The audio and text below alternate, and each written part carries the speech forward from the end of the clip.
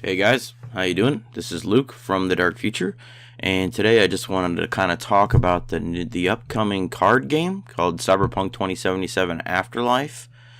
I just watched an interview by Eric Lang, who's designing the game from CMON, and he was doing an interview with Team Covenant at Gen Con 2019.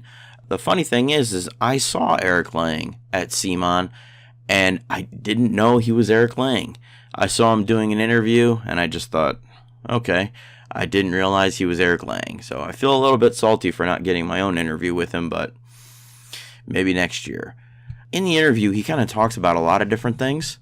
For one, he's known about this card game for the past year. Over a year he's known about this game. So I'm curious how long he's been developing the game.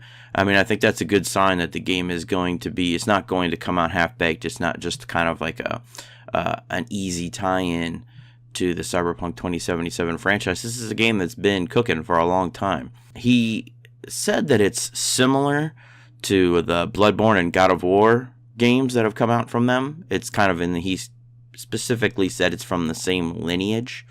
And he made it a point to say that it's going to be made primarily for people who play video games. It's not necessarily for... it is, but it's going to be much simpler than games that board gamers are familiar with. They're going to simplify a lot of the harder mechanics. Bluffing is not going to be as complex as it is in other games. The drafting is going to be slightly different. The really good news is that Eric Lang grew up playing Cyberpunk 2013 and 2020. So he's going to have some really good insight that will be hopefully come through in the game. When he flew to Poland to talk to CD Projekt Red, he already had the game conceived in his mind, which is really good. He's designed a lot of games. Obviously, he works at CMON. He's kind of one of the top guys. Here, I'll play a little clip for you about how the gameplay is going to be in the game. You guys in particular, I think, will be into this because it's a drafting game, right? It's like a Blood Rage style, Magic the Gathering style drafting game. But I think it's fresh enough and different enough that it won't feel like other drafting games you played, except in the sense that it is draw a bunch of cards, pass them around. But I think there's enough new twists that I think it'll be more twisty for people who are established, who know a lot of drafting games, than people who are just coming into gaming. Right. I think it's going to be more intuitive for people who are new to gaming than people who are used to Magic the Gathering or Blood Rage or Seven Wonders or something like that.